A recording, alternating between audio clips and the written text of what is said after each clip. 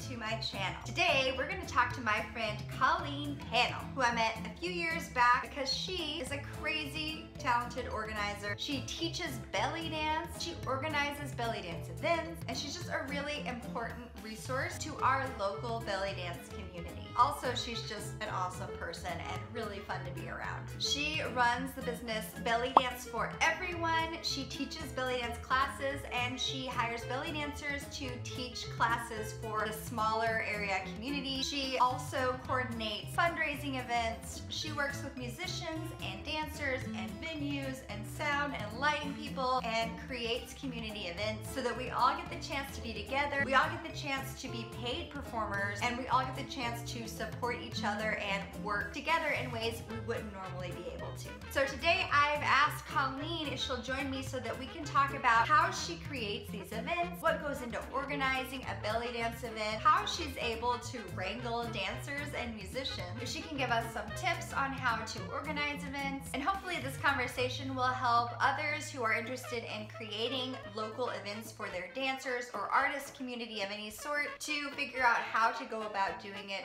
really efficiently. So without further ado, here's Colleen. Hi, Colleen. Hi Blair. You look like you're in a palace right now. It looks gorgeous in there. I try to keep it nice and mood lit for everything. And sparkly. And you gotta have glitter. You gotta have glitter and sparkle. Well, I am really grateful you're here. I have introduced you as an event coordinator, a belly dance teacher. You do all these things, work with venues, dancers, musicians, everything. But I didn't really touch much on the Belly Dance for Everyone, and I was wondering if you could talk about that business that you run. Oh, of course. Belly Dance for Everyone was created because I wanted to make sure that because belly dance is such a large art form, there's so many different formats of it, I wanted to make sure that everybody felt comfortable. And so I don't, when I bring people in, you can be a beginner, you can be somebody that's been dancing for 20 years, you can be a tribal, you can be FCBD or the former ATS, you can be hot pot, it doesn't matter what you are, as long as it's within the belly dance realm and even the dance realm, because I dive into that also. If you're just wanting to get out there and express yourself and you're willing to do that and you're wanting to do that, then I'm here for you and give you the ability to do that and a place to do that.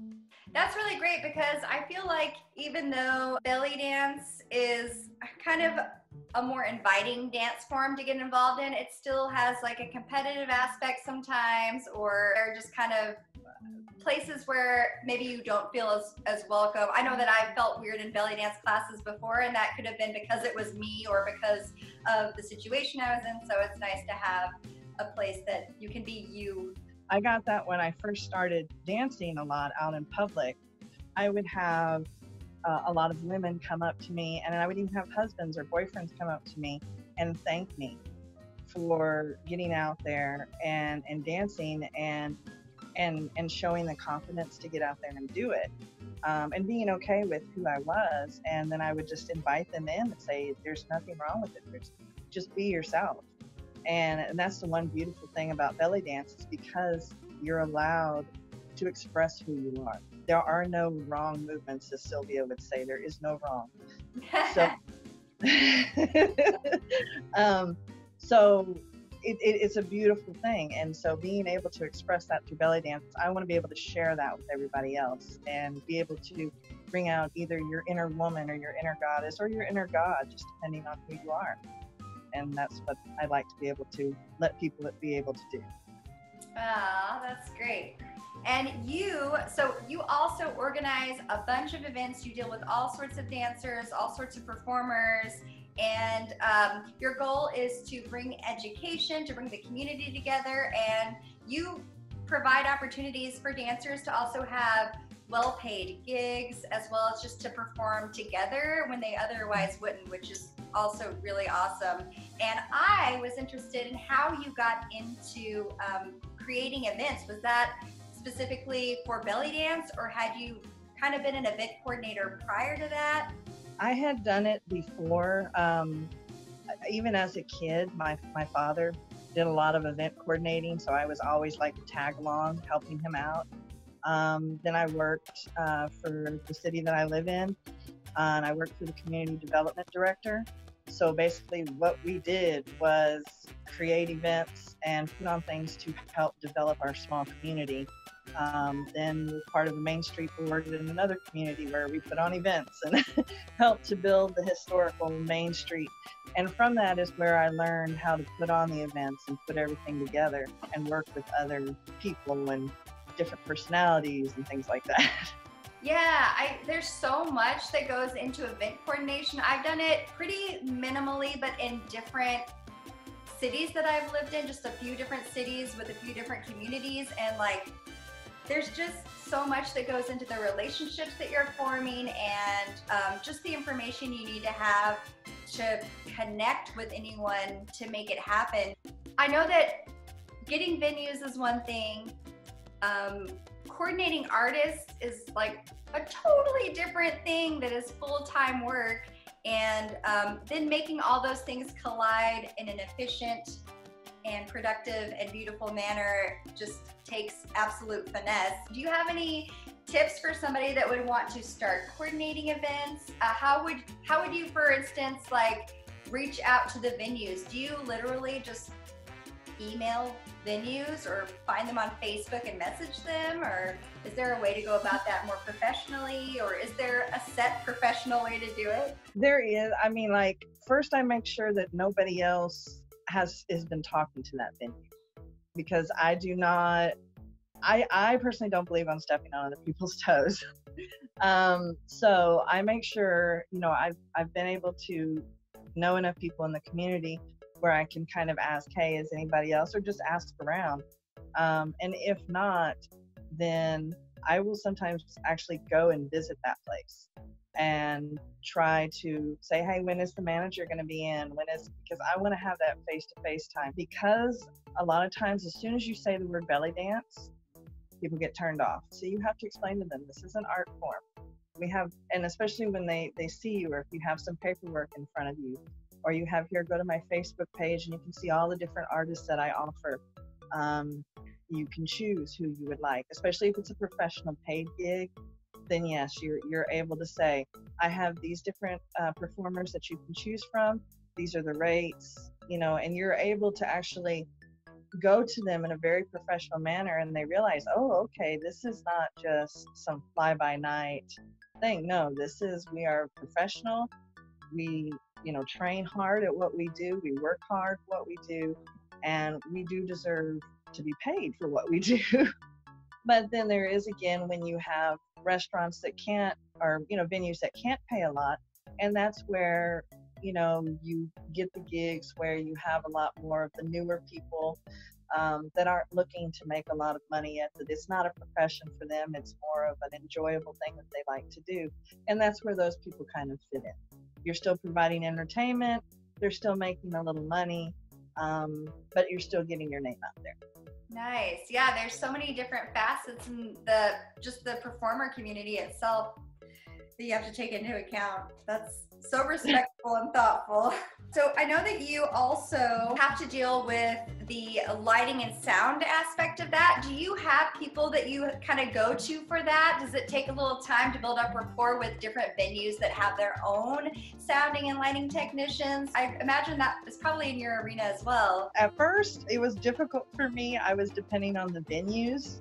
But now I have my own sound system, and with the help of some people, with the help of some friends, who have kind of taught me things here and there, I know what little bits and pieces I need when I go somewhere. So basically now I'm my own DJ. Wow. I have the dancers send me the music, and then I'm able to set the lineup. And I'm always prepared for those last minute changes.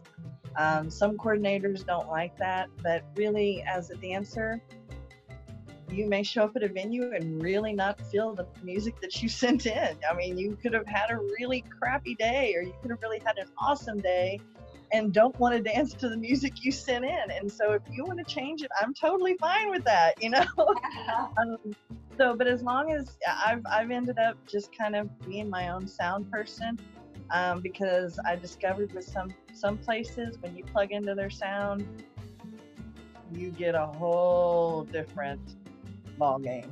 It's not good, it's staticky. My best suggestion is to basically, if you're gonna do it, to try to learn a little bit about sound and get 2 or 3 speakers and get a soundboard and your iPod or thingy tablet or laptop, whatever you're gonna do.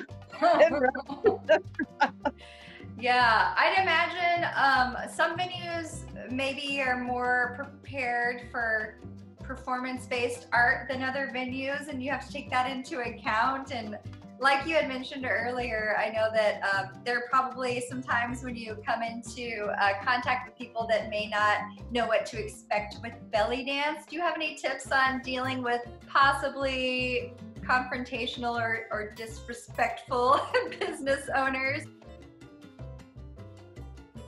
Where I'm located, it took me about 10 years to get belly dance here. Wow. And a lot of it was me getting out there and to where people were, oh, you're that belly dancer. That's basically how I got to be known in town. So there was a long time while I was in the town that I'm at that I never went out unless I was completely, for a long time when I danced here, I was covered because it just wasn't gonna fly if I was showing my belly while I was belly dancing. It just wasn't gonna work. It was gonna turn them off immediately until I educated them. And so that's what it is. It's a continuous education of the music, of the art form, and just being strong enough to sit down with them and fight for your art. I just really appreciate you sitting with us today and giving us your advice, because like I said, yeah, you're one of the easiest event coordinators I've ever gotten the chance to work with. And the rare people who are easygoing and okay with last minute changes in whatever's happening for the show are the absolute best showrunners that I've ever met. So the fact that you can do that and dance in those shows most of the time is pretty impressive. As long as nothing's hurting, I'm dancing. Okay. Well, thanks so much for being with us today, Colleen. I'm excited to see what you come up with for future Belly Dance for Everyone events and workshops.